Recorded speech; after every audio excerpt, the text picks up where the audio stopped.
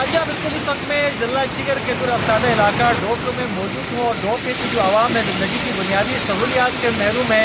और आज भी यहाँ पर कदीम जो तरीके हैं वो राइज हैं। आप मेरे पस मंज़र में पंच चक्की देख रहे हैं जिसे पानी के ज़रिए चलाया जाता है। और आप इस वक्त देख रहे हैं पस मंज़र में जो बकवीट है यहाँ की मशहूर फसल है उसको पीसा जा रहा है। और ख़वातीन और मर्द हजरात अमूमन यहाँ पर इसी काम में लगे रहते हैं क्योंकि यहाँ पर फ्लोर मिल्स का कल्चर अभी तक इंट्रोड्यूस नहीं हुआ। और जो गंदम है और ब्रेकफूड है उन्हें फ्लोर मिल तक पहुँचाना काफ़ी मुश्किल भी है क्योंकि गिरफ्तादा इलाका है।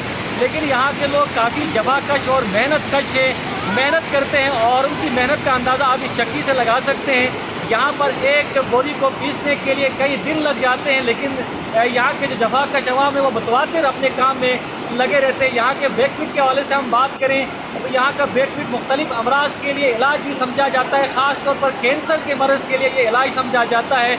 और जब ये बेकफिट कदीमी तरीके से पंच चक्की पर पीसा जाता है तो उसका मज़ा भी दोबाला हो जाता है। जी